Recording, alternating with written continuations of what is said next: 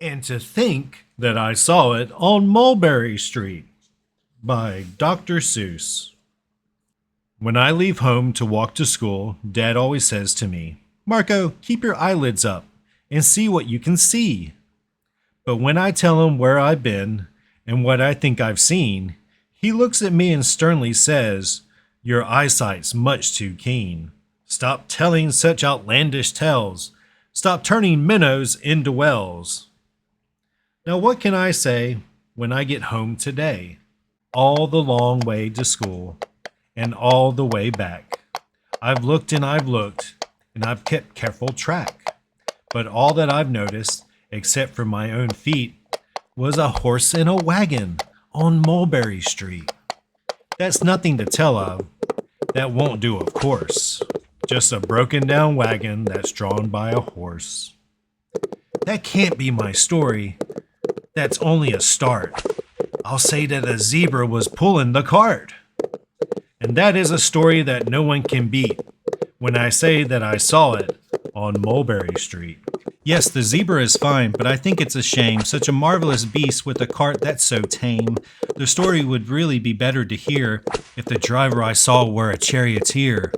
A golden blue chariot, something to meet, rumbling like thunder down Mulberry Street. No, it won't do at all. A zebra is too small. A reindeer is better. He's fast and he's fleet. And he'd look mighty smart on old Mulberry Street.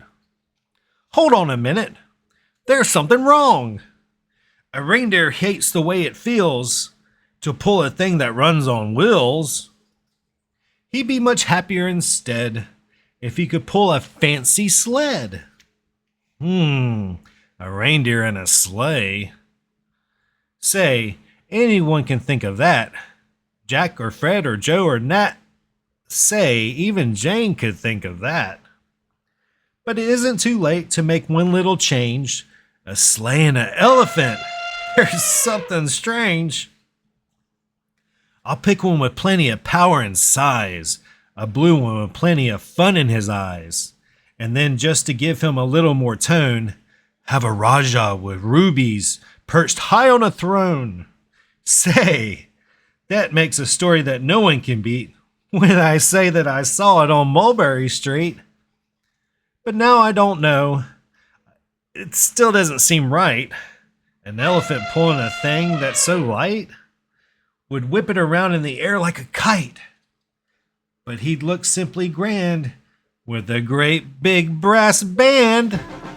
A band that's so good should have someone to hear it, but it's going so fast that it's hard to keep near it.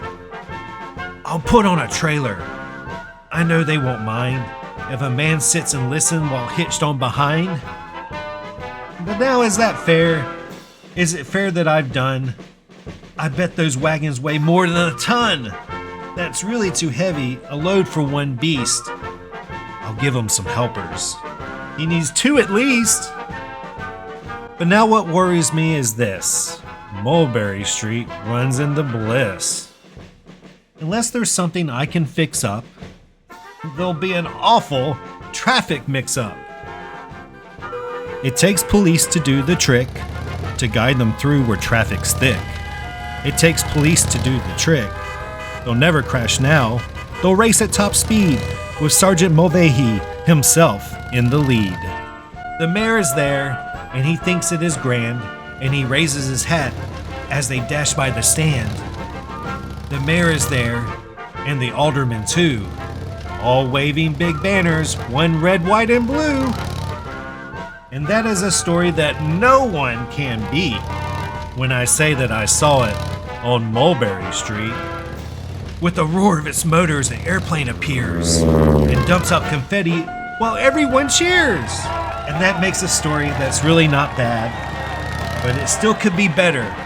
Suppose that I add a Chinese man who eats with sticks, a big magician doing tricks, a 10-foot beard that needs a comb, no time for more, I'm almost home!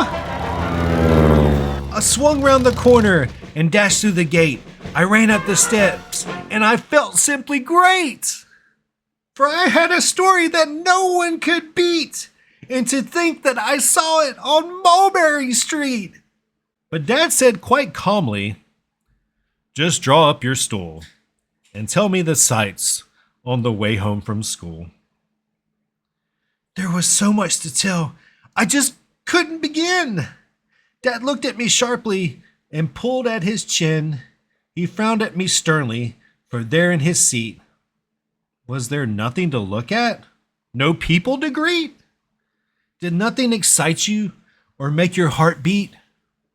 Nothing, I said, growing red as a beet, but a plain horse and wagon on Mulberry Street. The end.